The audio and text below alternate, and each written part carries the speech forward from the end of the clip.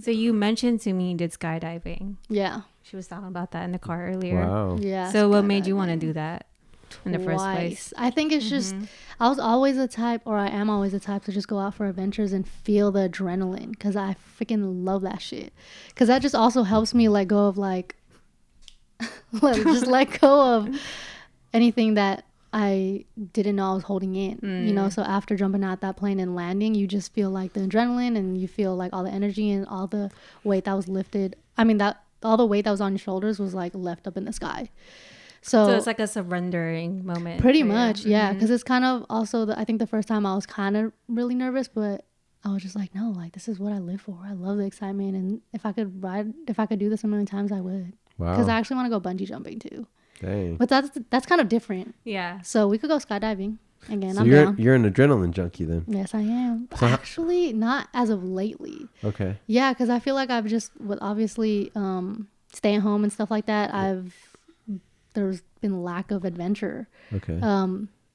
In a way. But couch adventures, that's about it, right? Like refrigerator adventure, I don't know what's in the fridge. right. Yeah. Like if I could find myself at the edge of a cliff and kind of be like, oh shoot, because before I'd be like, no, like, let me just like skip onto this edge of the cliff. Now I'm just like, oh shoot, like hesitant. Yeah. So now I would love to go skydiving if you guys are down. I'm down to just kind of like release. How about you?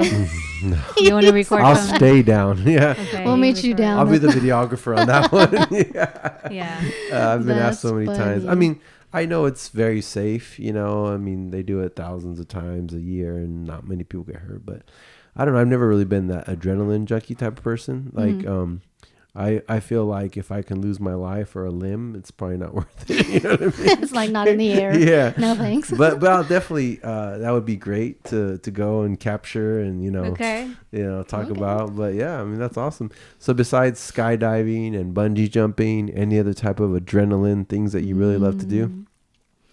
Because I know there's like ATV. Yeah, there's like I've actually done ATV whitewater rafting. Yeah, I've done both of those. I think when I went camping with my family a while ago, I think in 2013, we went river rafting.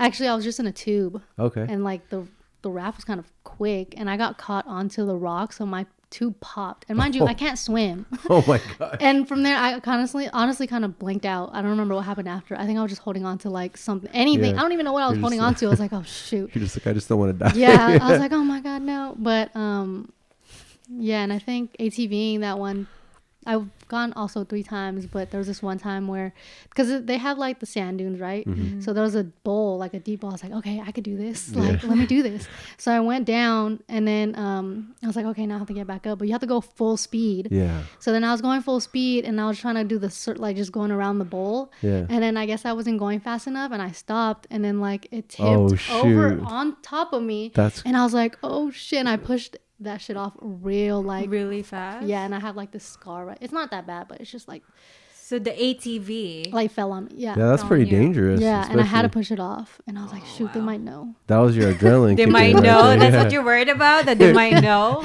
Yeah, because I was fine. I was laughing after. Yeah. I was like, well, I mean, we're glad you're okay. Adrenaline junkie. Yeah, I've heard some crazy stories with ATVs. That's like, funny. They're pretty. They're fun though. They're fun. Yes, they are. Mm-hmm. I have a funny story from Mexico, because obviously Mexico, this was a long time ago. I was probably like 12 or whatever. And so, Mexico, sometimes they follow the rules, sometimes they don't, right? So we rented ATVs in Baja California, and it was me and my cousin, and he's a little smaller than me. So there was a little ATV and there was a big one. So I got the big one and he got the smaller one, right? So we're racing, like going super fast. And I slow down to turn, and he presses his brakes, and there's no brakes. So he's like going full speed on a tiny ATV. So he swerves because he was going to crash right into me. Yeah. And he hits like a curb, and he literally flies. Like, I look over and I see him like in the air. I'm like, oh no. Slow motion, like oh. And he literally lands it. Wow. Like he lands I'm glad it. He did. Yeah. But here's the worst part, right? We had sandals on. Chanclas. Man. And the instinct is to stop yourself with your foot, like when you're on a bike. So he like shredded up his toes, and then his leg hit the engine, so it burnt his whole leg or whatever. But anyways, mostly ATVs are fun and safe, but there's been some. That's a crazy ATV story, yeah.